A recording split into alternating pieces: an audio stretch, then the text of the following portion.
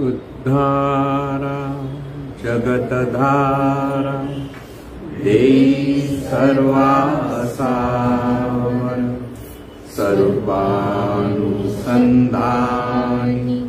चित्तरमो निरंतर काम क्रोधादि कठारा मिळून अंतरी अखंडित वसोचित्ती तूच अनंता सर्वांतरी शरीरी ही गरीदारी कन्या पुत्रादि परिग्रही अनासक्त असोचित्त आसक्त त्वत् अनुग्रही मिळो धन मिळो मान मिळो लौकिक आगळा सोडवी हा परिमद मोह पाशांतुनी गळा असो भोग असो त्याग असो विद्या असो कला अविट पद पदमांची भाव भक्ती दे सकळा चराचर दिव्य रूप दिसो बाहेर अंतरी सर्वांचे भले व्हावे उच्चारो मन वैखरी मी माझे मावळो सर्व तू तुझे उगवता मी तूपणा जगन्नाथा ओ एकची तत्वता देव भक्त से द्वैत अद्वैत न खंडिता दाखवी देवानंता प्रार्थना ही तुलाता सद्गुरुनाथ महाराज की जय। सद्गुरु पैमावली मातोश्री मायांना प्रथम कृतज्ञपूर्वक वंदन आणि आपण सर्व सद्भक्त सत्श्रोते हो आपणा सर्वांना आदरपूर्वक नमस्कार। आपण जे चिंतन करीत आलो आहोत गेले 2 शनिवार की चैतन्य भावात जीवन कसं जगायचं। चैतन्य भाव असं जेव्हा आपण म्हणत असतो तर जे विश्वाला व्यापून असलेलं जे चैतन्य आहे ते चैतन्य प्रत्येक देहाला व्यापून आहे हा बोध प्रथम लक्षात घेता आला पाहिजे। आपला देह असं आपण म्हणतो हा समजण्यासाठी आपण आपला म्हणतो आपण पण प्रत्येक देह हा ह्या चैतन्य स्वरूपाने व्यापलेला आहे आणि हे चैतन्य स्वरूप प्रत्येक देहातून जाणीव रूपाने जाणत आहे। इथे संपूर्ण जीवन परमेश्वराचं असं आपण म्हणतो वैश्विक जीवन प्रत्येक पशु पक्ष्यांचं जीवन माणसाचं जीवन हे परमेश्वराचं आहे। परमेश्वराचं म्हणजे चैतन्य स्वरूपाचं आणि ही परमेश्वरी शक्तीच जाणीव रूपाने शरीर रूपाने प्रत्येक रूपामध्ये प्रगट आहे। हा बोध सतत अखंड साधकाच्या ठिकाणी असला पाहिजे।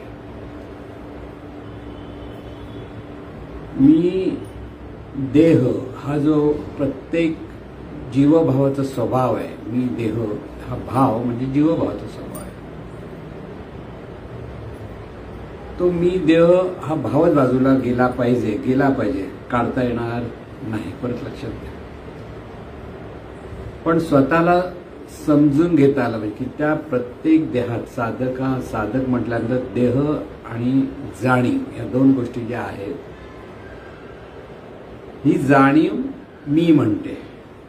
मी म्हणून आपण ज्यावेळेला सगळीकडे पाहत असतो तर साधकाने प्रथम लक्षात ठेवायचं की मी असं ज्यावेळा आपण म्हणत असतो, हे मी म्हणणं हा आपला आता स्वभाव झालेला आहे. कारण मी म्हटलं की देहभाव तिथे येतोच. मग आहे ती ही जाणीव आहे हे स्पष्ट लक्षात घेता आलं पाहिजे की जाणीव या देहातून कार्यरत आहे.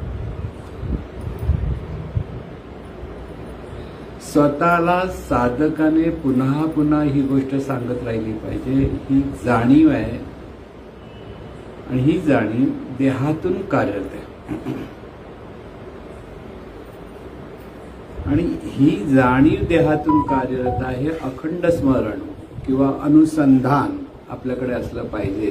हा भाग लक्षात ठेवा. अनुसंधान म्हणजे अखंड सहस्मरण. म्हणून जाणीव पाहते, जाणीव सगळं कार्य करते आणि जाणीवेचं जीवन म्हणजेच परमेश्वराचं जीवन आहे. इथे मी तू हा जो भाव आहे हा व्यवहारात वापरण्यासाठी बोलावं लागेल, नाही असं नाही, कारण व्यवहार होणार नाही त्याच्यात.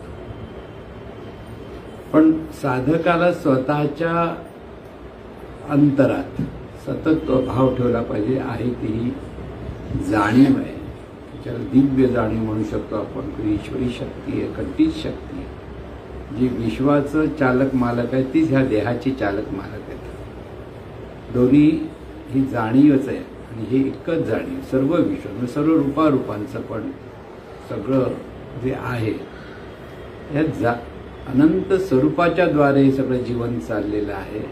हा भाव, हा बोध. आता हा बोध धरतानाच बऱ्याच वेळा तो गोंधळ होतो आणि त्यामुळे पुढे कसं वागायचं वगैरे हा परत प्रश्न होतो. जरी आपण चैतन्य आहोत, जाणीव आहोत म्हटलं तरी साधकाला जाणीवपूर्वक आपल्या अंतर्मनात ही जाणीव आहे आणि हे शरीर आहे हा बोध लक्षात ठेवता आला. समोर दिसलं शरीर की तिथे जाणीव ही असतेच. जिवंत शरीर असं जे आपण म्हणतो, तर जाणीवेचं अस्तित्व असेल तर ते जिवंत असतं, नाही तर ते जिवंत नसतं. म्हणून शरीराला पाहिल्यानंतर जाणीवेचं स्मरण व्हावं हा एक स्वभाव घेऊन टाकला. स्वभाव आपल्याकडे धारण केला पाहिजे साधकाने. ही सगळी शरीरं दिसतात समोर, जेव्हा सगळी शरीरं दिसतात त्यावेळेला त्या रूपाच्या अपेक्षेत आपले विचार सुरू होतात. इथे हा स्वभाव पण बदलायला हवा. समोर शरीर दिसलं की ती जाणीव आहे आणि ती जाणीव संस्कारातून त्या शरीराद्वारे कार्यरत आहे. आपण जाणीव आहोत आणि आपणही या ज्ञानाच्या अधिष्ठानावर संस्काराच्या द्वारे कार्यरत आहोत. दोन्ही ठिकाणी आपण हा शब्द समजून घेण्यासाठी वापरावा लागतो. नाही ते आपणही नाही, मी पण नाही आणि तू पण नाही. खरं सांगायचं सर्व काही आहे ते हे चैतन्य स्वरूप म्हणा किंवा जाणीव स्वरूप म्हणा, शुद्ध जाणीव. म्हणून चैतन्य भावात राहण्यासाठी चैतन्य म्हणत असताना या जाणीवेचं अस्तित्व अनुभवणं. साधनेमध्ये ते करायला म्हणजे तेच अनुभवायचं असतं साधनेमध्ये. पण डोळे एकदा ते साधनेचा अनुभवण्याचा स्वभाव लक्षात आला तर डोळे उघडल्यानंतर सुद्धा ही जाणीवेचंच कार्य आहे आणि ही जाणीवच ह्या देहातून कार्यरत आहे हे पुन्हा पुन्हा पुन्हा चिंतन करावं लागतं. पुन्हा पुन्हा स्वतःला सांगत राहावं लागतं. इथे विसर होता कामा नये की सहजपणे जेव्हा प्रत्येक गोष्ट जाणीवेच्या द्वारे चालली आहे, जाणीच्या द्वारे चालली आहे हे लक्षात घ्या. जे जे चाललेलं आहे आपल्या ठिकाणी, प्रत्येकाच्या ठिकाणी, देहाच्या ठिकाणी रक्ताभिसरण चाललंय, श्वासोच्छवास चाललाय, पचन संस्थेचं कार्य चाललंय, अंतर्गत बऱ्याच गोष्टी शरीराच्या ठिकाणी चालू आहेत. हे सगळं जे कार्य चालू आहे हेच शुद्ध जाणीवेच्या द्वारे चाललेलं आहे. शुद्ध जाणीव म्हणतात तिथे शुद्ध नेणीव आणि शुद्ध जाणीव अशा दोन गोष्टी येतात. त्यामुळे जोपर्यंत शरीर जिवंत आहे तोपर्यंत सगळ्या क्रिया चालू आहेत. जिवंत आहे म्हणजे जाणीवेचं त्या शरीरात जोपर्यंत अस्तित्व आहे तिथे श्वासोच्छवास चालू आहे, रक्ताभिसरण चालू आहे, विचार करण्याची प्रक्रिया चालू आहे, कर्म करण्याचा जो प्रवृत्ती आहे ती चालू आहे, असं जे आपण पाहत असतो हे सगळं जाणीवेचं कार्य आहे. ही जाणीव ज्ञानातून किंवा अज्ञानातून कार्यरत असते. संस्कार हे ज्ञानाचे असतील तर ती ज्ञानातून कार्यरत होते, आणि तिथे जर अज्ञान असेल किंवा अविद्या म्हणतो आपण त्याला ती असेल तर त्या अज्ञानातून ते कार्य म्हणजे ज्ञानी आणि अज्ञान दोन्ही ठिकाणी ती जाणीव त्या पद्धतीनेच कार्यरत असते. म्हणून आहे ती जाणीवच आहे. इथे साधकाला स्थिरता प्राप्त झाली पाहिजे, स्थिरताने पाहण्याचा एक स्वभाव झाला पाहिजे. सर्वांशी संबंधित होत असताना सुद्धा सर्व काही करत असताना बॅक ऑफ द माइंड असं आपण म्हणतो ना, किंवा कॉम्प्युटरमध्ये डिफॉल्ट मोड असं सांगितलं. डिफॉल्ट मोड म्हणजे कॉम्प्युटर चालू असतो, बंद वाटला तरी त्याच्या आतमध्ये सगळे ऍप चालू असतात. तसे हा मेंदूमध्ये सतत चालू असतो. डोळे बंद शांत वाटला, निवांत बसला, डोळे उघडे सगळं करतो, पण मागे बॅक ऑफ द माइंड म्हणतो आपण, तो डिफॉल्ट मोड तो विविध विचारांचा चालू असतो. तो डिफॉल्ट मोड फक्त चैतन्य भावाचाच तिथे असला पाहिजे. म्हणजे तो डिफॉल्ट मोड राहत नाही, तर तिथे मन स्थिर होऊन जातं, शांत होतं. म्हणून मनुष्य देहामध्ये इथे स्थिरता प्राप्त झाली पाहिजे की पाहताना जाणीवच आहे, जाणीवच आहे, जाणीवच आहे, सतत बॅक ऑफ द माइंड चाललं असलं पाहिजे. आणि त्यामुळे समोर येणाऱ्या सगळ्या गोष्टी, समोर या घटना घडतात की व्यक्ती भेटतात, त्यांचं चालणं बोलणं सगळं जरी पाहिलं तरी मन अत्यंत स्थिरतेने ते पाहता आलं पाहिजे. म्हणजे साधकाच्या ठिकाणी मनाची स्थिरता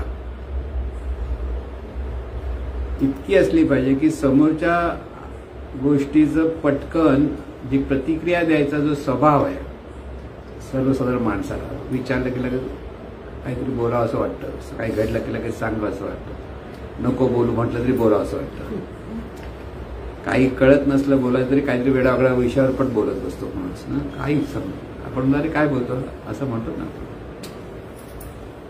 तर हे जे सगळं चाललंय तिथे साधकाला स्थिर मनाने पण प्रसन्न चेहऱ्याने, दोन गोष्टी, चेहरा प्रसन्न पाहिजे, एकदम गंभीर चेहरा असता कामा नये, आणि तिथे प्रक्रिया किंवा प्रतिक्रिया जी द्यायची वृत्ती आहे ती थांबली पाहिजे. कोणी किती डायरेक्ट आरोप येऊन केले तरी चेहऱ्यावरची रेष हलता कामा नये. आता आपल्या मनावर लगेच परिणाम होतो ना, काय असे बोलतात असं होतं ना. कारण त्या साधकाने सतत लक्षात ठेवायचं, हे जे सगळे बोलत असतात त्या बाह्य रूपाला बोलत असतात, त्या जाणीवेला ते बोलत नाहीत. ती जाणीव म्हणत असताना ही जाणीव कोणालाही दिसू शकत नाही. जाणीवला जाणीव दिसत नाही, समोरच्याला काय दिसणार, कळलं ना. आणि त्यामुळे जे बोलतात ते शरीराला बोलत असतात, आणि शरीराला बोलल्यामुळे ह्या जाणीवेला काय फरक पडणार. म्हणजे जसं एखादं चेहऱ्यावरती आपण काय लावायचं, मुखवटा लावतो की नाही. आता समजा तुम्ही कोणतरी एखादा अभिनेत्याचा मुखवटा लावला, समजा अमिताभ बच्चनचा लावला देश, आणि त्या अमिताभ बच्चनच्या नावाने किती कोणी बोंबा मारल्या तर तुम्हाला काय वाईट वाटणार. चांगलं म्हणा की वाईट म्हणा, आपल्याला आतमध्ये आपण वेगळे आहोत हे माहिती असतं ना. त्यामुळे त्याचं काय वाईट वाटत नाही, राग पण येत नाही, किंवा कौतुक झालं म्हणजे बरं वाटलं असंही होत नाही. तसं हे शरीर किंवा हा देह म्हणजे हा मुखवटा आहे, आणि त्या मुखवट्यातून सगळ्या ह्या जाणीवेचं पाहणं चालू आहे. इथे भाव दृढ झाला पाहिजे, तेव्हा चैतन्य भावात आपण गेले. दोन जी प्रवचनं झाली आहे ते चैतन्य भावात राहताना त्याला सांगितलं होतं, हे विश्वची माझे घर, ऐसी मती जायची स्थिर, किंबहुना चराचर आपणची घर. ही एकच जाणीव विविध रूपाने प्रकट आहे आणि प्रत्येक शरीरामध्ये ही जाणीव आहे. त्यामुळे प्रत्येक शरीर हे त्या जाणीवेचं घरच आहे. संपूर्ण शरीराचं विश्व घडलेले अनेक प्राणी, मात्र मनुष्य प्राणी असे सर्व अगदी कीटक बिटक हे सगळे जे देह आहेत आणि त्या देहातून ही जाणीवच कार्यरत आहे. त्यामुळे त्या चैतन्य स्वरूप जे जाणीव रूपाने विविध रूपाने स्फुरतं त्याचं सगळ्यांचं घर काय आहे, शरीर किंवा विश्व, म्हणून विश्वचे माझे. इथे निश्चय असला पाहिजे की हे घर आहे आणि घर कधी सोडायचं आहे आणि दुसरं घर धरायचं आहे. लक्षात ठेवा, घर सोडायचा पण विचार महत्वाचा असतो. त्यामुळे अरे घर सोडायला कुठे सांगतात असं होतं ना. जोपर्यंत आसक्ती आहे तोपर्यंत घर सुटत नाही. कळलं ना. निरासक्त आलं तर कधी घर सोडायची तयारी असते. म्हटलं सामान बांधून राहिलं पाहिजे. चल म्हटलं की चला. विचार करा, अरे थांबा हो. एक म्हातारी नेहमी म्हणायची, अरे देवा किती करशील मला, तिला बिचारी हात पाय दुखलं की कधी सोडवशील रे बाबा मला. एक दिवस खरोखर समोर ती येऊ मला, चल ग कोण आहेस तू, म्हणे या मग तुला घेऊन. अरे मी मस्करीने म्हणत मस्करी करत रे, तुला काही कळलं नाही की नाही, असं उलट ती म्हणेल. ती म्हणेल चल चल चल मी येते, नाही मला जगायचं अजून, माझ्या नातवंडाला बघायचं म्हणे. हा जो प्रकार आहे आसक्तीचा तो सुटला पाहिजे. कारण सर्व जीवनामध्ये ही आसक्तीच माणसाला दुःख देते. मग ती दुरासक्ती असेल किंवा आसक्ती असेल. लक्षात घ्या, एखादा विषय अतिशय, विषय म्हणजे एखादी वस्तू म्हणा, व्यक्ती म्हणा, घटना, ती त्या व्यक्तीबद्दल जर आसक्ती असेल, म्हणजे आपल्याला कसं आहे, आपली घर कुटुंब आहे, मुलं मुली सगळे, ह्या नात्यामध्ये आसक्ती असते माणसाला. नातं म्हणजे आसक्ती होण्याचं चांगला सगळ्यात सोपी गोष्ट. न सांगता माणूस आसक्त, माझी मुलगी, माझा मुलगा, सगळं माझं माझं जे आहे ना, माझं जिथे येतं तिथे आसक्ती आहे. लक्षात घ्या. आणि माझं कोणीच नाही म्हटलं की दुरासक्ती आहे. मग म्हणायचं काय, काहीच म्हणायचं नाही. माझं म्हटलं की आसक्ती येते. माझं कोणीच नाही असं म्हटलं तरी मी रागाने म्हणतात कोण नाही माझं असं म्हणतात ना, तर ती असते ती दुरासक्ती आहे. ते सर्व चैतन्य आहे. मुलगी म्हटलं तरी ती जाणीव आहे, मुलगा म्हटलं तरी जाणीव आहे. ते माझं कुठे येतं, ते चैतन्य स्वरूपाचं आहे. आपण ज्या नात्यामध्ये माझी म्हणून जी नाती जोडायला लागतो त्यामध्ये त्याच्यातून जी आसक्ती दुरासक्ती निर्माण होते, त्याच्यातूनच सगळी दुःख निर्माण होतात.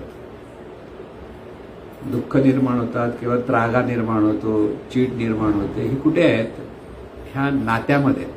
नात्यामध्ये म्हणण्यापेक्षा त्या आसक्तीमध्ये.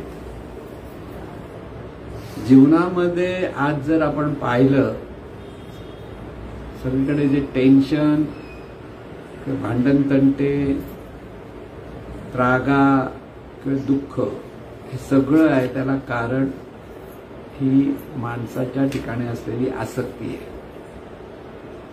आणि प्रत्येक नात्यामध्ये ही आसक्ती असते.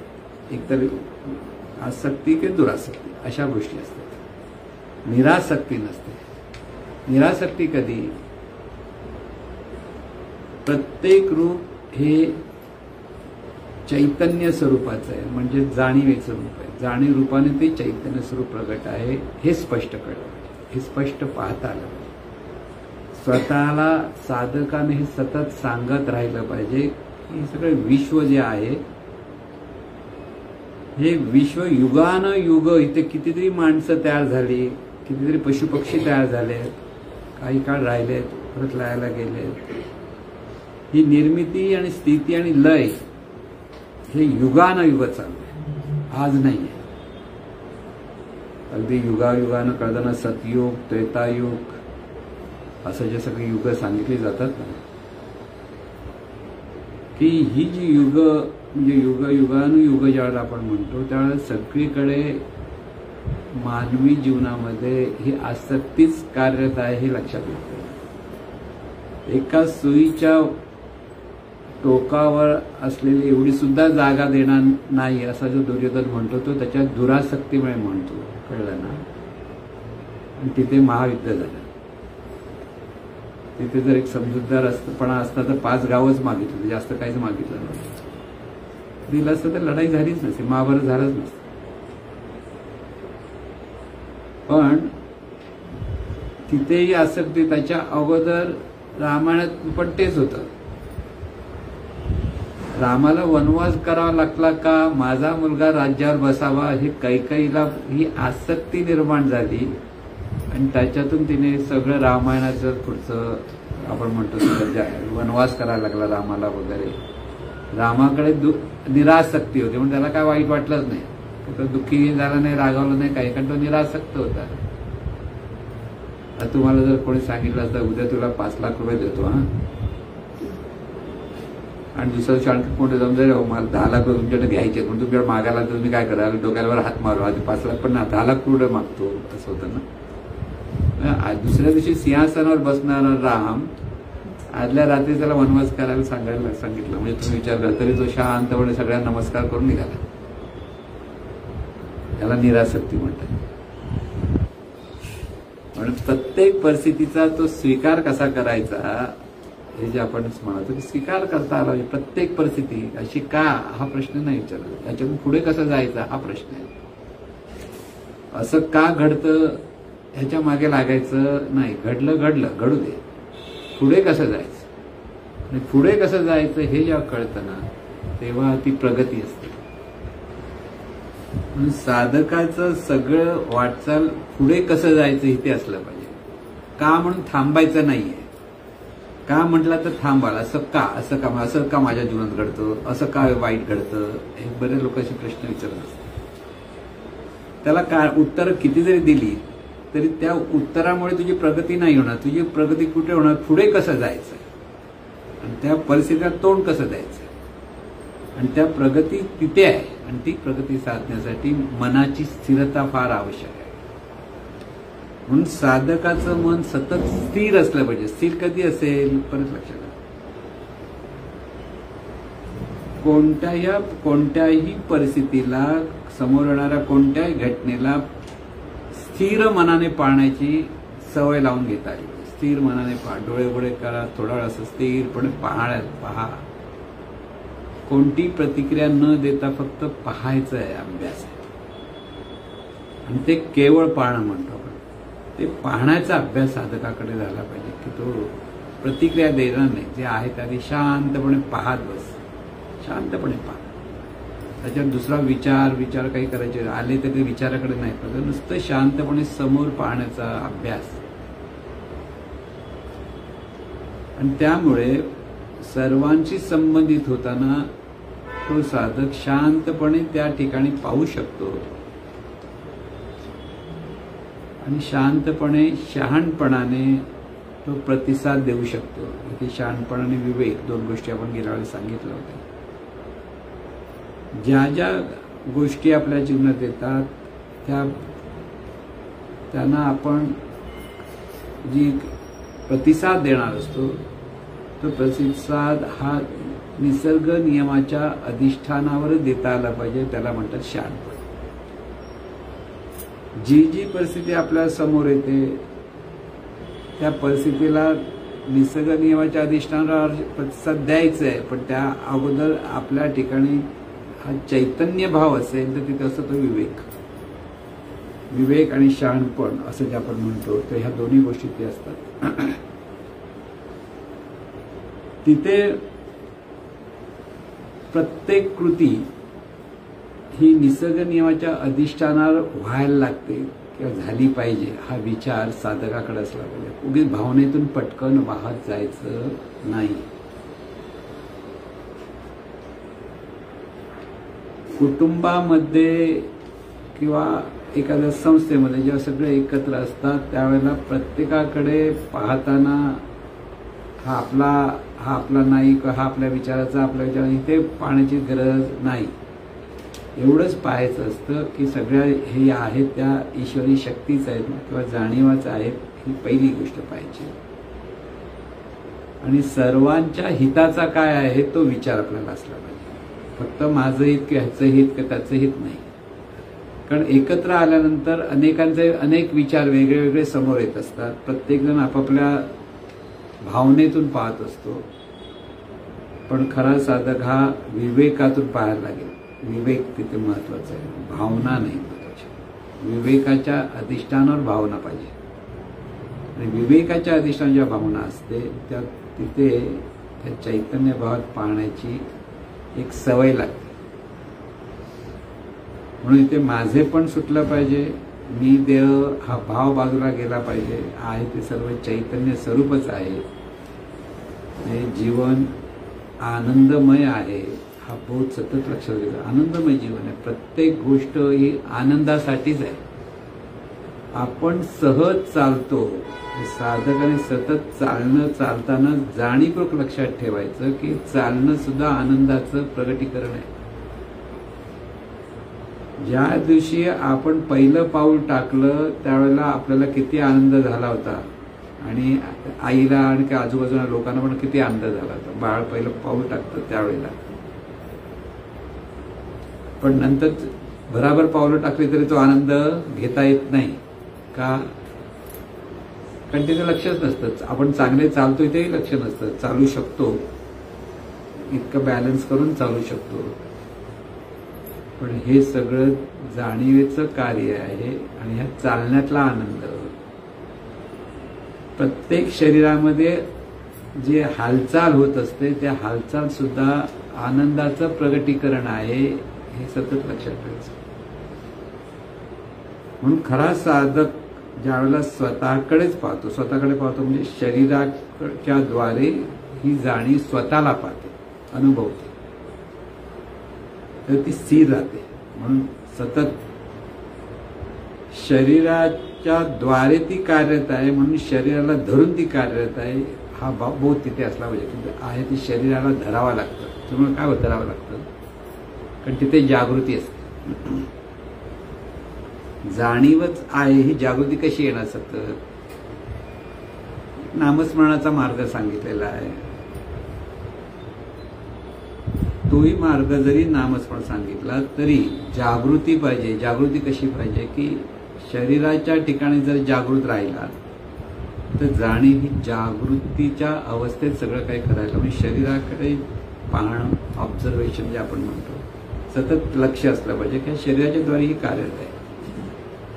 जाणीवेला पाहू शकत नाही, पण शरीराला ती इतकी व्यापून आहे की जिथेही शरीराला धरलं की ते आपण त्या जाणीवेला धरलेलं आहे. आणि ह्या जाणीवेला धरलेल्या त्या अंगाने पाहतात. मग जाणीवेचे सगळे स्वभाव लक्षात घ्या. जाणीव जे जे पाहते त्या त्या वस्तूचा ती आकार धारण करते. साधकांनी नेहमी लक्षात घ्यायचं कसं जीवन चाललंय. जाणीव डोळ्यातून, आता आपण डोळ्याचं उदाहरण घेऊ, डोळ्यातून समोर जे पाहते आणि जे पाहते ते ती दिसते म्हणते, ते ती स्वतःला पाहते. ती वस्तूला पाहते असं ती म्हणते. ज्ञान आणि अज्ञानाच्या दोन गोष्टी. अज्ञानातून काय म्हणते? मला ती वस्तू दिसली, नेहमीची गोष्ट. संत काय म्हणतात? मला पाहिलं. म्हणजे जाणीवेने त्या आकाराच्या अंगाने स्वतःचा अनुभव घेतला, स्वतःला पाहिलं. म्हणजे काय? आता ह्याच्यातलं ज्ञान आणि अज्ञान काय म्हणतो त्या लक्षात. गेल्या वेळी थोडंसं सांगितलं होतं, पण ते आता स्पष्ट आणखी सांगावं लागेल की सूर्य आणि चंद्र, प्रकाश ज्याला आपण म्हणतो, हा प्रकाश अदृश्य आहे. प्रकाश दिसत नाही, पण प्रकाशात सर्व दिसतं. म्हणजे नेमकं काय होतं?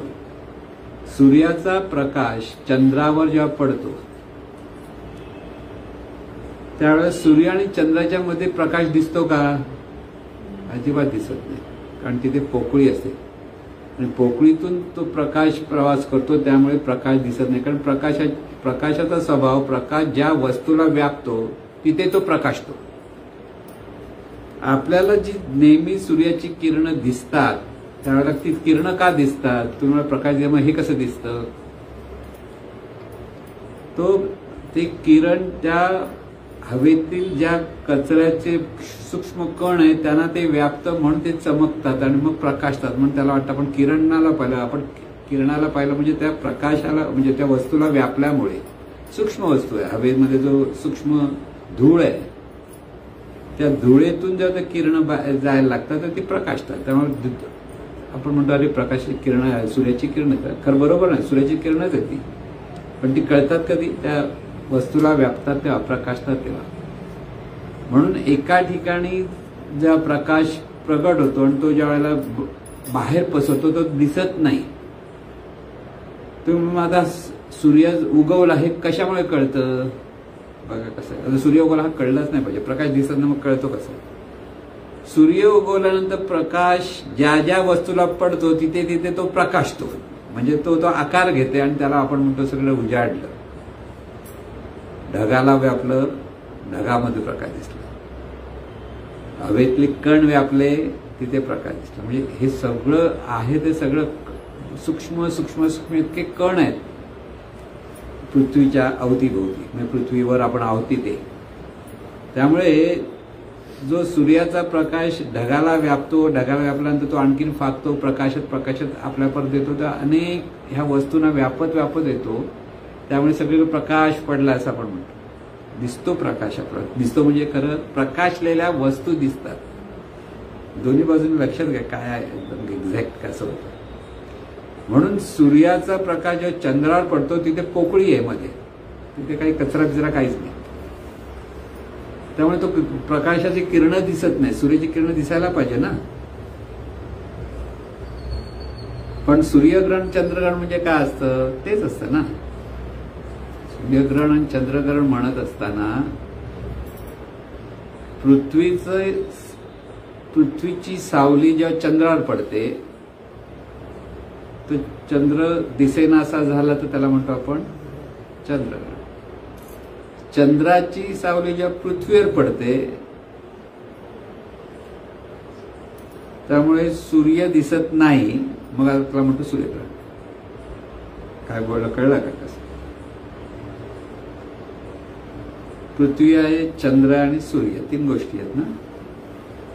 फिरता फिरता फिरता अशी एक वेळ येते ते एका लाईनीत येतात. एका लाईनीत येताना सूर्य आणि पृथ्वीच्या मध्ये जर चंद्र आला तर सूर्याचं किरण दिसत नाहीत, मग हळूहळू तो सावलीमुळे ती दिसत नाही, त्यावेळेला म्हणतो आपण सूर्यग्रहण आहे.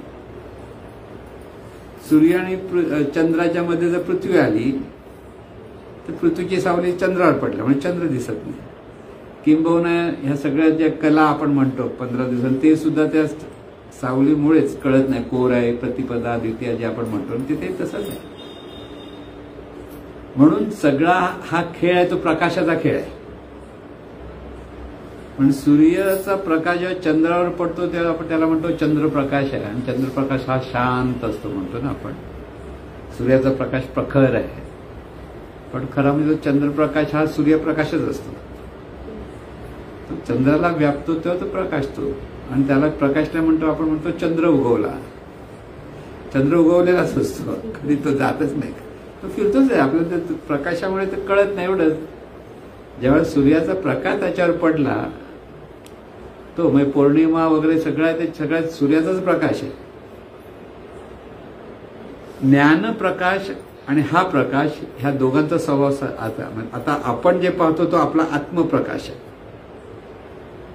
म्हणून एका सद्गुरूंनी एका शिष्याला विचारलं, दिवसामध्ये तू कोणाच्या प्रकाशात पाहतोस? तर सूर्याच्या प्रकाशात. रात्री कोणाच्या प्रकाशात? पूर्वीच्या काळ, आताचा काळ नाही, आताचा काळ वेगळा. त्यामुळे चंद्राच्या प्रकाशात. चंद्र नसेल तर कोणाच्या प्रकाशात? काजव्यांच्या प्रकाशात. काजवे होते ना त्या काळात भरपूर. आता काजवे पण नाही, चंद्र पण नाही, मग कशाच्या प्रकाशात? तर दिव्याच्या प्रकाशात. पंटी वगैरे पूर्वी असायची छोटी. पंटी पण नसेल तरी तू पाहतोस, तो कोणाच्या प्रकाशात? आता काळोख असेल, सगळं असेल तरी त्या प्रकाशात आपण पाहत असतो. आणि हे जे पाहत असतो तो आत्मप्रकाश. आपल्याला जे काही कळलं असं म्हणतो ते हा आत्मप्रकाशाच्या अपेक्षेत आपण ते सगळं पाहत असतो. म्हणजे हा आत्मप्रकाश तरी काय, आपणच त्या समोरच्या वस्तूपर्यंत जे व्यापण्याची अवस्था आपली आहे, जसा प्रकाश व्यापतो तसे हा आत्मप्रकाश व्यापतो आणि ज्याला व्यापलं तो आकार घेतो. जसं सूर्यप्रकाशाने चंद्राचा आकार धारण केला की आपण त्याला म्हणतो अरे चंद्रप्रकाश आहे, पण तो खरा काय आहे, सूर्यप्रकाश. तसं आपण जेव्हा समोरच्या वस्तूला पाहतो आणि त्या वस्तू पाहिली म्हणतो, म्हणून त्याला आपण म्हणतो अज्ञान आहे. मला पाहिलं म्हटलं तर ते ज्ञान आहे. म्हणजे कोणी जो पाहणारा आहे तो समोर पाहतो आणि समोर पाहिल्यानंतर ती वस्तू जी दिसते किंवा जी व्यक्ती दिसते, तो व्यक्तीचा आकार म्हणजे कोण आहे, जाणीवच आहे. जाणीव तो आत्मप्रकाश व्यापला आणि तिथे मी आहे म्हणून मी सर्वत्र आहे असं जे संत सांगतात ना, तसं आपण म्हणजे ही जाणीव सर्वत्र आहे हा बोध असला पाहिजे. ही प्रक्रिया आपल्याला व्यवस्थित समजून घेता आली पाहिजे, लक्षात. म्हणून पाहणं सुधारलं पाहिजे म्हणतो ना, पाहणं सुधारलं म्हणजे सर्वत्र हे चैतन्यच आहे आणि हा चैतन्याचा सर्व प्रकाश आहे. मी हा वेगळा आहे तो वेगळा नाहीये. आपल्याला जे दिसतं ते आपणच आपल्याला पाहतो. ही सगळी प्रकाश जी रूप दिसतात ती आपलीच प्रतिबिंब आहेत, त्या जाणीवीची प्रतिबिंब आहेत सगळी. पण त्या रूपाला पाहूनच आपण रागवतो, चिडतो, सगळं होतं ना. खरं म्हणजे आपल्याला बघून आपण रागवतोय, चिडतोय. एखादा भांडलेला आहे, एखादा पैसे घेत नाही, तर अरे याचं तोंड नाही मला बघायचं असं म्हटलं तर काय होतं, आपलंच आपल्याला तोंड बघायचं नाही असं होतं. म्हणून ज्ञान आणि अज्ञान ह्या अंगाने पाहिलं ते जीवन हे असं आहे की ते वेगळं असं काहीच नाहीये आणि ते एकाच तत्वाची सगळी रूपं आहे. म्हणून त्या अंगाने आपल्याला पाहण्याचा हा स्वभाव आहे तो तिथे असला पाहिजे. तिथे एकदा पाहताना हा जर बोध असेल की ही जाणीव आहे आणि ही सर्वत्र आहे, ती सगळी चैतन्य स्वरूपच आहे म्हणा की जाणीवच आहे, हा बोध तिथे असला पाहिजे. आता हे सगळं साधकाकडे असताना परत लक्षात ठेवा, परंपरेने आलेली मूर्तीपूजा, शक्तीपूजा, शक्ती म्हणजे अग्नी विग्नी देवते, म्हणजे आपण या पंचमहाभूतांची पूजा वगैरे सगळं येतं, उपास तपास व्रतवैकल्य ही सगळी सुटली पाहिजेत. ज्या साधकाकडे सुटत नाही त्याचा अर्थ तो जुन्या परंपरा काय सोडायला मागत नाही. इथे ही सगळी आपण आपल्या मनामध्ये धारण केलेल्या सगळ्या गोष्टी इथे सुटल्या पाहिजेत. तिथे कोणती उपास तपासच केले पाहिजे की चला आज हा दिवस आहे, उद्या तो दिवस आहे. सर्व दिवस पवित्र आहेत, सर्व दिवस मंगलमय आहेत, हा बोध तिथे असला पाहिजे. तिथे शुभ अशुभ ह्या गोष्टी काही राहत नाही, म्हणून अंधश्रद्धा तिथे राहणार नाही, लक्षात घ्या. पहिलं पाऊल उजवंच टाकलं पाहिजे, माहिती आहे तुम्हाला कसं असं. डावा पाय टाकलं तर काय फरक पडणार, डावा पाय आणि उजवा पाय दोन्ही शुभच आहे. इथे डावा आणि उजवा आपण ठरवलेलं आहे. म्हणून बरेच लोक डावा उजव्या हाताने पैसे दे, डाव्या हाताने नको देऊस असं म्हणतो ना आपण, कोणते पैसे द्यायला. बरेच व्यापारी लोक असतात ना, त्यांना मुद्दाम डाव्या हाताने द्यायला पाय. आणि आताच्या दिवसात कोण पैसे पण नाही मागणार तुझ्याकडे, का, पितृपक्ष आहे. पितृपक्षामध्ये काय देवाणघेवाण करायची नाही, सगळ्यात बेस्ट. मी म्हणून त्या दिवशी मुद्दाम काहीतरी विकत घ्यायला जायचं, तुम्हाला सगळं स्वस्त मिळेल, कळलं ना. सगळं स्वस्त आणि व्यवस्थित पाहिजे असेल तर पितृपक्षात जायचं, आम्हाला घ्यायचं आहे म्हणायचं, पितृपक्ष म्हणूनच घ्यायचं. कारण तिथे कारण त्यांना गिराईक कमी, पण तरी पण तुम्ही नवीन घर घ्यायला द्या, तो बिल्डर पण नाही विकणार, नको नाही आम्हाला नाही विकायचं, का, पितृपक्ष आहे. पण पैसे घ्यायचे नसतात त्यावेळेला, असं पण काही लोकांचं समज असतं. नंतर संपलं की परत मागायला हवं असतं आपल्याला ना. म्हणजे ही जी अंधश्रद्धा आहे खरं सगळं, म्हणजे ह्या अंधश्रद्धेत साधक, आता संतांना ही अंधश्रद्धा नव्हती, संत म्हणतो, पंडितांना अंधश्रद्धा म्हणतो. शास्त्री पंडित यांच्याकडे ह्या वाचनातून परंपरेने तिथे इतका दृढभाव असतो की त्यांना हे असंच असतं असं म्हणतात, त्याच्याशिवाय दुसरं काही हे नसतं. म्हणून कोणती अंधश्रद्धा साधकाकडे असता कामा नये. जे आहे ते सर्व चैतन्य स्वरूपाचं आहे. मूर्तीला नमस्कार करणं महत्वाचं, कारण प्रत्येक मूर्तीच्या ठिकाणी ते चैतन्य स्वरूप आहेच. चैतन्य स्वरूप नाही असं नाही, प्रत्येक ठिकाणी आहे. मग तिथे मूर्तीला नमस्कार करायचा का? आपण तिथे कर्मकांड करायची आवश्यकता नाही. मग 21 मोदक पाहिजे, 21 दुर्वा पाहिजे. फक्त मनापासून नमस्कार केला की मग सगळ्या गणपतींना बघायला जायला पाहिजे. आपल्याला आवड आहे ना पकडा, चला पाय दुखता तरी लोक जातात. रात्र रात्र फिरून आलेले असतात आणि परत कधी मोठं लढाई जिंकल्यासारखं सगळं. आम्ही एवढे गणपती बघितले आणि एकच गणपती आहे, त्याची अनेक रूपं बघितलीस तू ना.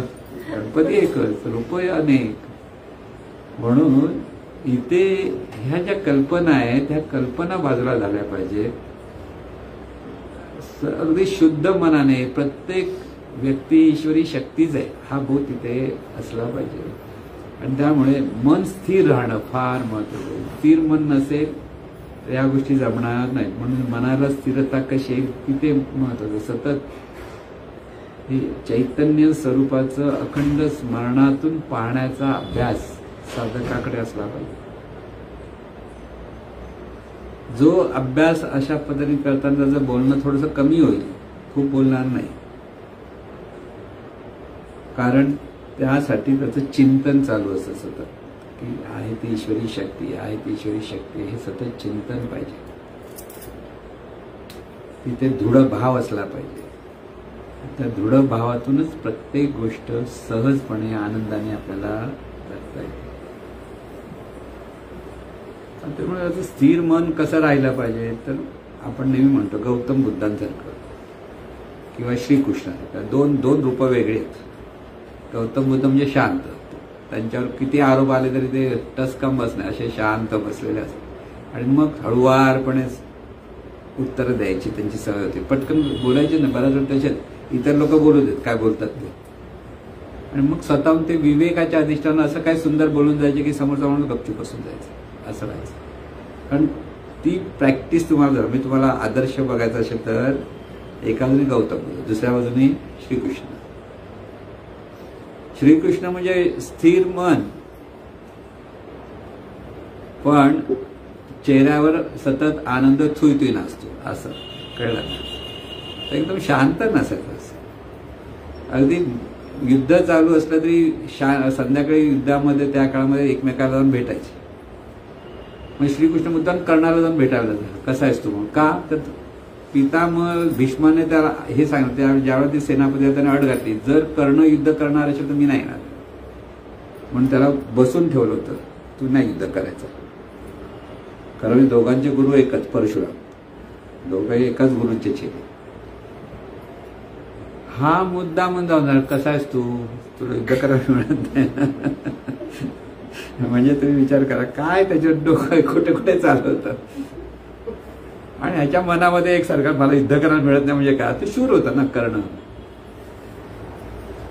कसं तुला युद्ध करायला मिळेल? जोपर्यंत भीष्म आहे तोपर्यंत तुला युद्ध करायला मिळू शकत नाही आणि भीष्माला कोण हरवू शकत नाही, अशी परिस्थिती आहे त्या काळामध्ये. आणि त्यामुळे मुद्दाम आता आनंदानेच बोलवतो, आनंदाने सांगतो, पण त्या कर्णाचा जीव मात्र वर खाली होत असेल त्यावेळेला. कळलं ना की भीष्म कधी जाईल, मला कधी युद्ध करायला मिळेल, अशी अवस्था. म्हणजे आपसातच ह्या गोष्टी जेव्हा सांगायला जायचा, भेटायला जायचा, तेव्हा सगळ्यांना भेटून यायचं. भीष्मापासून सगळ्यांना भेटून यायचं आणि परत आपल्या मग त्यावेळेला असं लढाई म्हणे, एकदा संध्याकाळ झाली की लढाई संपली. मग तू शत्रू बित्रू कोण नाही राहायचे, असं ती अट होती त्या काळामध्ये. आताच्या काळामध्ये अशी अटबीट काही नाही, रात्री पण मारतात. पुढे रात्री सगळ्यांना मारायला बॉम्बस्फोट सगळं रात्रीचेच होतं जास्त. तर ही जी मनस्थिती, स्थिर मन म्हटल्यानंतर दोन रूप आपण पाहू शकतो. एका बाजूने श्रीकृष्ण आणि दुसऱ्या बाजूने गौतम बुद्ध आहे. श्रीकृष्णाकडे सतत युक्ती असायची, जे जे करायला तिथे युक्तीतून तो कसं त्याच्यावर उत्तर शोधत बसायचा. भगवान बुद्ध होते ते शांतपणे त्याच्या विवेकातून कशी प्रक्रिया प्रतिसाद कसा द्यायचा ते त्यांना माहिती होतं आणि दोघं त्यामुळे यशस्वी होते. ज्या ज्या वेळेला बुद्धांना परमेश्वराबद्दल वाद घाल म्हणजे आपण त्याला हे म्हणतो की चर्चा म्हणतो किंवा वादविवाद म्हणतो दुसऱ्या भाषेत. तर ते म्हणायचे मला ईश्वर परमेश्वर माहीत नाही, तुला सुखी व्हायचं की दुःखी व्हायचं ते मला सांग. त्यांचं उत्तर ते असं, मला एवढंच माहिती आहे तू सुखी कसा होईल मी सांगेन, तू आज दुःखी आहेस त्याच्यावेळी तुला सुख कसं मिळालं पाहिजे ते सांगेन, ईश्वर कसा मला माहीत नाही म्हणायचे. त्यामुळे समोरच्याला वादविवाद करायला काही हेच व्हायचं नाही. समजलं ना, म्हणजे कुठे कसं बोललं पाहिजे, कसं वागलं पाहिजे, हा सगळा प्रकार आपण पाहायचा असतो की ते साधक आणि ह्या सगळ्या अंगाने आपल्याला पाहता आलं पाहिजे जीवनाकडे. नुसतं शांत बसायचं नाही, तर तुम्हाला प्रत्येक गोष्ट आनंदाने कशी घ्यायची असते की कसं पुढे जायचं असतं हे सतत स्मरणात असतं. म्हणजे इथे निरीक्षण परीक्षण आपले सतत असतं. म्हणून कुणाही जीवाचा न घडो मत्सर हे अगदी आपल्या स्वतःला सतत सांगत राहिलं पाहिजे. सर्वच जर एकाच परमेश्वराच्या किंवा एकाच चैतन्य स्वरूपाची रूप आहेत, जाणीव रूप म्हणून आपण आहोत हे लक्षात ठेवतो. आणि जाणीव म्हणजे निराकार स्वरूप आपण आहोत, आपल्याला आकार नाही, स्पष्ट समजलं पाहिजे. म्हणजे मी देह नाही म्हणण्यापेक्षा ही जाणीव आहे आणि ती निराकार आहे. देह हा साकार रूप आहे आणि त्यातून मी म्हणणारी जाणीव निराकार आहे. लक्षात घ्या, आपल्याला आकारच नाही हे जर लक्षात येईल तर समोर जी रूपं दिसतात तिथे ज्या जाणीव त्या सुद्धा निराकारच आहेत. म्हणून दोन निराकार वस्तू एकरूप पटकन होतात, साकार वस्तू एकरूप होत नाही. लक्षात काय, दोन ग्लास आहेत एकरूप नाही होणार, पण त्या दोन ग्लास मधलं पाणी निराकार आहे. ह्या ग्लास मधलं पाणी ह्याच्यात टाका, ह्या ग्लास पाणी टाका, शेवटी काय होतं एकच. दोन पाणी वेगळं वेगळं पाणी आहे का दाखवता येईल का ना. ह्या ग्लासचं पाणी दाखवता नाही, दोन मिक्स केलं आणि परत ठेवलं तर कोणतं ग्लास, ज्या ग्लासमध्ये ते पाणीच आहे निराकार एक होतात.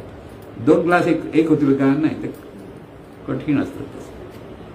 म्हणून जे दृश्य जगतामध्ये साकार रूप आहेत त्या साकार रूपाच्या अपेक्षेत विविधता आहे, निराकाराच्या अपेक्षेत विविधता नाही.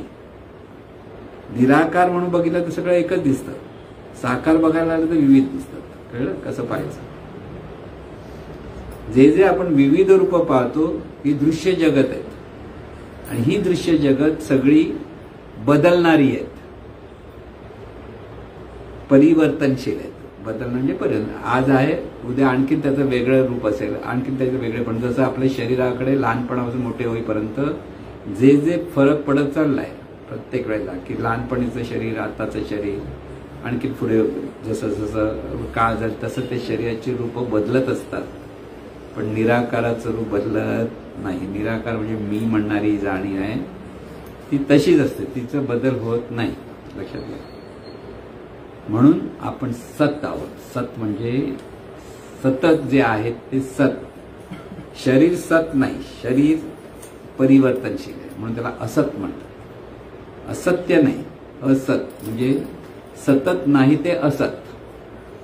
म्हणजे सत असतं ते सतत असतं ते सत.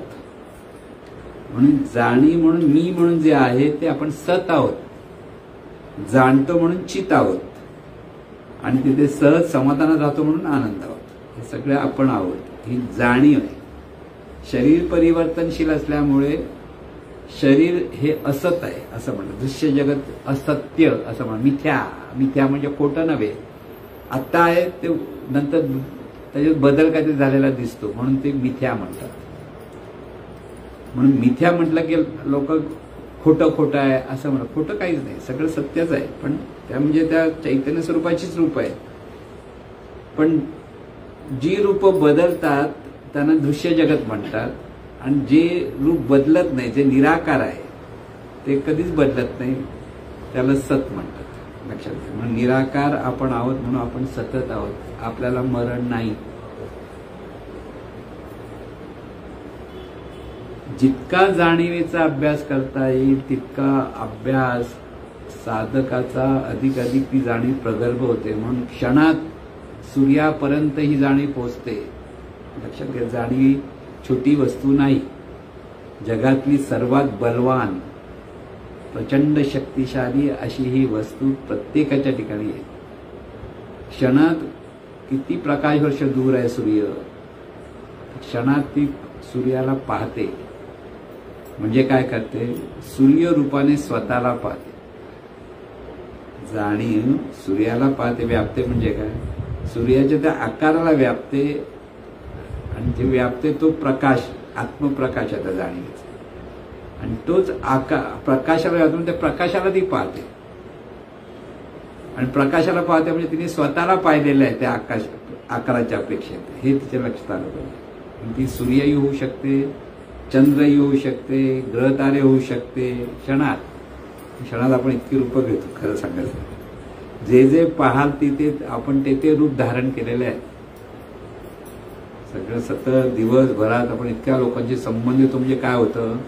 त्या रूपाशी संबंध म्हणजे त्या रूपाचे आपण झालेले आहोत. ते रूप होतं. इथून ते सुटलं की दुसरीकडे पाहिलं की दुसरं रूप, तिथून परत मागे आलं की तिसरं रूप.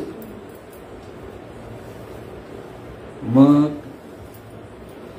आपणच आपल्याला पाहत असल्यामुळे इथे कोणाही जीवाचा न घडो मत्सर, वर्म सर्वेश्वर पूजन. कोण चुकतोय, कोण बरोबर आहे, तुम्ही न्यायाधीश व्हायला जाऊ नका, पोलीसही होऊ नका. काही लोक न्यायाधीश होतात, काही लोक पोलीस होतात, दम द्यायला बघतात सगळ्यांना. तुम्हाला स्वतःला सुधारायचं आहे आणि आनंदाने राहायचं. एकच लक्षात ठेवा, इथे मी असं कधीच म्हणत नाही जगाला सुधारा, लोकांना सुधारलं पाहिजे.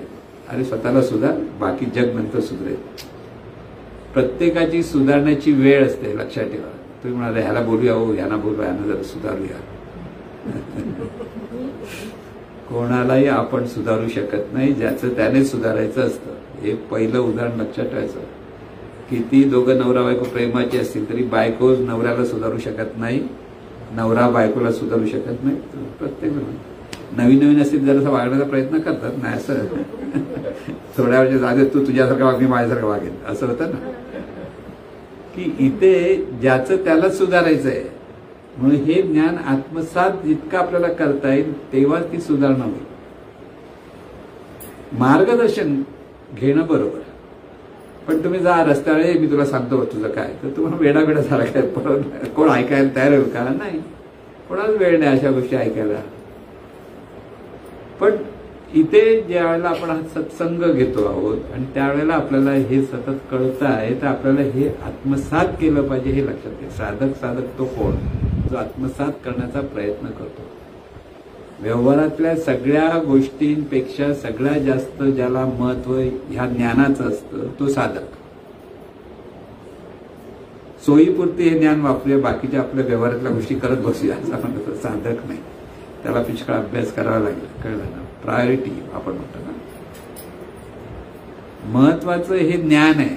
या ज्ञानाच्या पलीकडे दुसरं काही महत्वाचं नाही. हे जेव्हा साधकाला कळतं ना, ज्या व्यक्तीला कळतं तो साधक.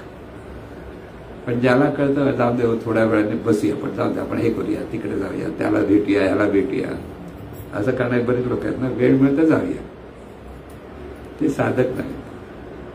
ज्यांना आस लागते नाही बाबा आपल्याला ज्ञान घेण्यासाठी आज जायचंय, आज या दिवशी जायचंय, या वेळेला जायचं, तिथे प्रायोरिटी ज्याला असते तो साधक. नाही तर आता तुम्ही विचार का नाही हवं, असं झालं तसं झालं तसं, मनात लक्षात ठेवा याला प्रायोरिटी माहित नाही, याला ती प्रायोरिटी आहे, ज्ञानाची प्रायोरिटी नाही.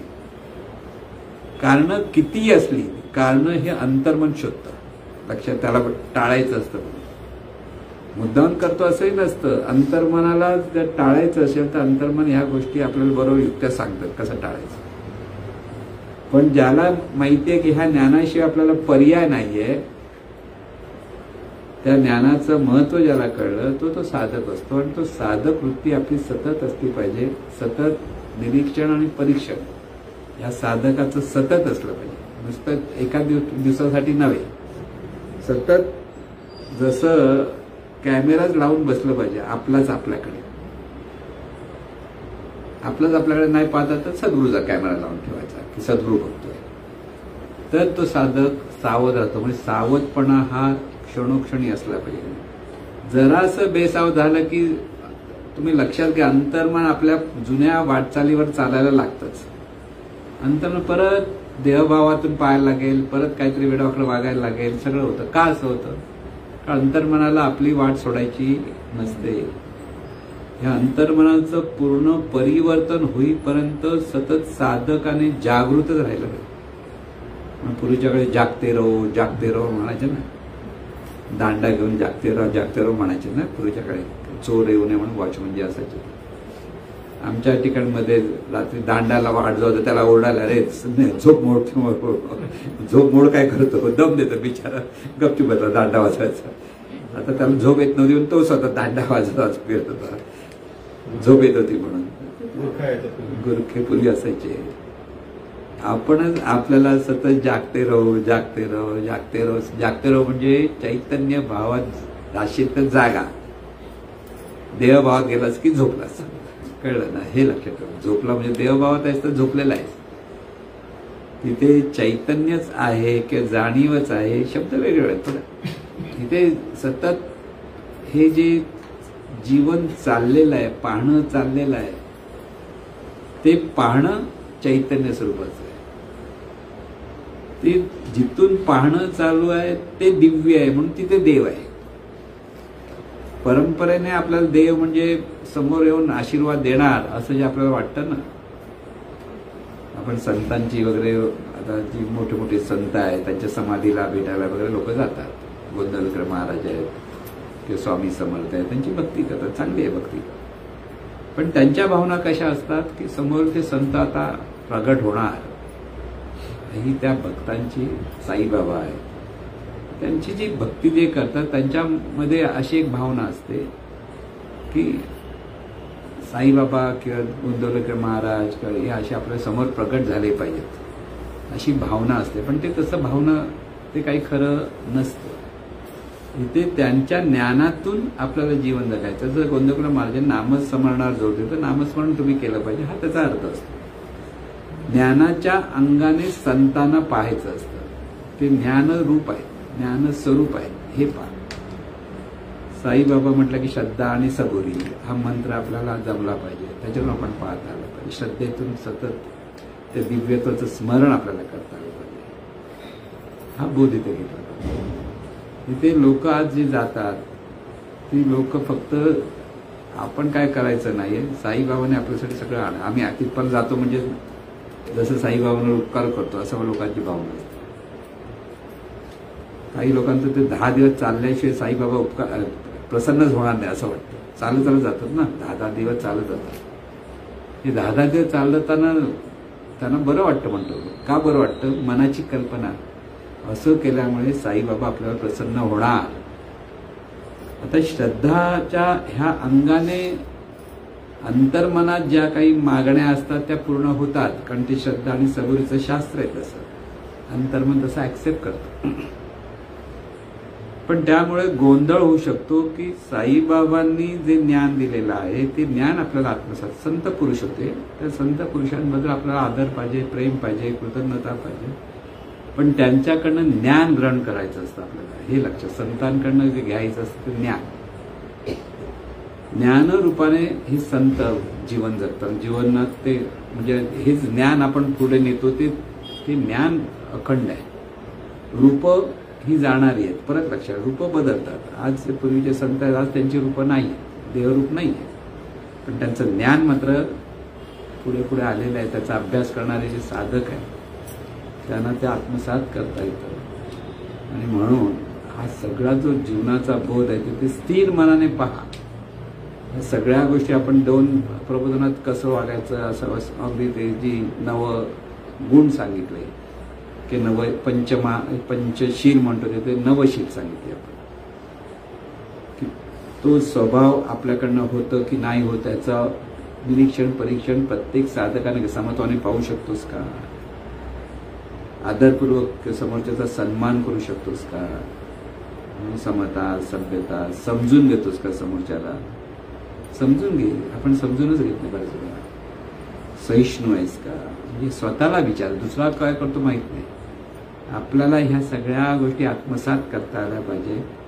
हे सगळे गुण म्हणजे लवचिकता, विनम्रता, कृतज्ञता, समाधान, ईश्वरत्व, हे 9 गुण जे सांगितले, ईश्वरत्व म्हणजे ईश्वरत्वाचं सतत स्मरण आहे, ती ईश्वरी शक्तीच आहे हे स्मरण, आणि त्याच्यातून सतत हे सगळ्या गुणसंपन्न होऊन पाहायचं. तुम्ही म्हणता हा अभ्यास आपण केला पाहिजे, तो केल्याशिवाय जाणीव शुद्ध होणार नाही, जाणीव शुद्ध झाल्याशिवाय जाणीवेला जाणीवेचं अस्तित्व अनुभवता येणार नाही. ह्या सगळ्या गोष्टी एकमेकावर अवलंबून आहे. बऱ्याच लोकांना वाटतं ते आत्मसाक्षात झालं की सगळे गुण प्रकट होणार, होत नाही तर होतात, पण ते आत्मसाक्षात होण्यासाठी तुला परत गुण असले पाहिजे तर आत्मसाक्षात होणार. आत्मसाक्षात्काराचा अर्थ काय, या गुण संपन्न झालं तर, म्हणून साक्षात्कार हा एक दिवसाचं प्रगटीकरण नाही, तर ती प्रोसेस आहे असं म्हणतात ना. पटकन झाला आणि साक्षात्कार झाला असं काही संत म्हणून संतांच्या नावावर काही लोक म्हणतात असा प्रकाश दिसला, असं झालं तसं. सतत प्रोसेस आहे, स्वतःला सुधारता सुधारता सुधारता ते संतत्व प्रगट होतं. साधकाने हा अभ्यास पुन्हा पुन्हा पुन्हा केल्याशिवाय इथे जाणीवेचं शुद्धीकरण दुसऱ्या कशाने होणार नाही. स्वतःचा स्वतः अभ्यास करायला पाहिजे. म्हणून इथे सत्संगाची महती आहे. सत्संग म्हणजे असाच अभ्यास करणाऱ्या लोकांची संगत. किंवा सत्संगत म्हणजे आपण इकडच्या तिकडच्या गोष्टी गप्पा चांगल्या केल्या म्हणजे सत्संग झाला नाही. हे ज्ञानाच्या आधारे जिथेही सगळी लोक अभ्यास करत असतील त्या लोकांचा संघ, जिथे हे मार्गदर्शन होतं तसाचा संघ, ती संगत. बाकीच्या संगती ही ती संगत नव्हे. परत लक्षात, बऱ्याच लोकांना ह्या परमार्थाच्या नावाखाली 10 ठिकाणी जाण्याची सवय आहे. वाईट आहे की चांगला आहे असं जर म्हणाल तर, अभ्यास जर होत नसेल तर ते नुसतं इकडे तिकडे पळणंच होतं. आपण इथे पण जाऊया, तिथे पण जाऊया, तिथे पण करूया, हे करूया, असं बऱ्याच लोकांना होतं.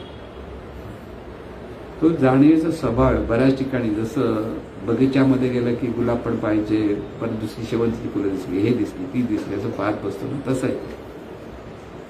आपल्याला सुधारण्यासाठी जे एकदम धरायचं काय आहे, जिथे मार्गदर्शन मिळालं आहे ते घट्ट धरून कसं राहायचं हे होईपर्यंत हा अभ्यास आपल्याला करावा लागतो. ते म्हणून आम्ही इथे पण जातो, हे पण चांगलं आहे, हो ते पण चांगलं आहे, सगळं चांगलं असतं, वाईट काहीच नसतं. पण अभ्यास करण्यासाठी जो स्थिरता हवी, त्यासाठी जो वेळ द्यायला पाहिजे, तो जर साधकाने स्वतःकडे वेळ नाही दिला तर त्याला हे करणं जमणार नाही, शक्य न होणार. कारण जाणीवेचा अभ्यास म्हणावा तेवढा सोपा नाहीये. आपल्यालाच आपण सुधारणं ही जगातली सर्वात मोठी कठीण गोष्ट आहे बघायला गेलं. कारण अंतर्मनाशी गाठ आहे. अंतर्मन हे अत्यंत चिवट आहे. पटकन सांगितलं आणि वागलं असं होत नाही. आणि म्हणून अंतर्मनाचं शुद्धीकरण झालं पाहिजे. अंतर्मनात जोपर्यंत सहज मुरत नाही तोपर्यंत माणसाकडनं वर खाली होणं हा प्रकार सतत होत राहणार. साधकाचा जो वर खाली होतं, कधी जमतं कधी जमत नाही, ते अंतर्मन आपलं त्यावेळेला साथ देत नाही, हेच नेहमी लक्षात ठेवायचं. म्हणून शुद्धीकरण हे पुन्हा पुन्हा करायचं आहे, पुन्हा पुन्हा हा अभ्यास. म्हणून इथपर्यंत लक्षात ठेवायचं. काही लोकांना अनेक प्रकारचे ग्रंथ वाचण्याची आवड असते आणि अनेक प्रकारचे ग्रंथ वाचण्याची आवड झाली की तिथे गुंततात. मार्गदर्शन एकच असतं. भगवद्गीतेमध्ये सांगितलेलं मार्गदर्शन, ज्ञानेश्वरीमध्ये म्हणजे बोध, शब्द वेगळे आहेत भगवद्गीतेचं, ज्ञानेश्वरीमध्ये सांगितलेलं शब्द वेगळे आहेत, पण बोध एकच आहे ते चैतन्य. त्याच्यापर्यंत दुसरं काय नाही. मग तिथे केलं इथे केलं म्हणजे व्हॅनिला आईस्क्रीम खाल्ला आणि व्हॅनिलावरती परत लाल काय ते टाकलं आणि दुसरं आंब्याचा आईस्क्रीम ह्याचा आईस्क्रीम म्हणतो. कारण ते आहे मुळात व्हॅनिला आईस्क्रीम म्हणजे आहे ते दुधाचा शब्द. तसं आहे तो बोध एक चैतन्य स्वरूपच आहे. शब्दाच्या फुलोरे भरपूर असतात, प्रत्येकाने आपापल्या पद्धतीने सांगितलेलं असतं. एकाकडे गेलं की एकाच्या दिशेने गेला तर अभ्यास बरोबर होतो, पण त्याने हे सांगितलं मग त्या फुलोऱ्यामध्येच फुलत बसतो आपण, गुंतत जातो. तिथे राहतं बाजूला अभ्यास, आणि हे छान सांगितलं आणि हे छान सांगितलं आणि ते छान सांगितलं, तिथेच अडकतं. काही लोकांना ते सतत सांगायचे आणि हल्ली तो व्हॉट्सअपमध्ये तर हे पाठवायचंच माहिती आहे, फॉरवर्ड. सगळ्यात मोठा रोग लागलेला आहे माणसाला, फॉरवर्ड करायचं. इन्व्हर्ट करा ना, आपल्यासाठी आहे हा बोध, आपल्याला घ्यायचा. फॉरवर्ड कसं करताय, इन्व्हर्ट करा. पण व्हॉट्सअप म्हणताना पुढे काय असं म्हणतो. म्हणून इथे सावध राहा. अनेक गोष्टी आहेत, अनेक मोह आहेत, अनेक मोह पडतात. पण इथे सर्वांप्रती आपलेपणा, आदर हा सतत असला पाहिजे. आणि आहे ते सर्व चैतन्य स्वरूपाचं जीवन आहे. तिथे दृढभाव झाला पाहिजे. तिथे हा साधक त्याची प्रगती सहज होते. फक्त एकच बोध अंतःकरणात कसा प्रगट होईल त्यासाठी त्यांनी प्रयत्न केला पाहिजे. त्याचे बाकी त्याचा फरक काहीच नाही.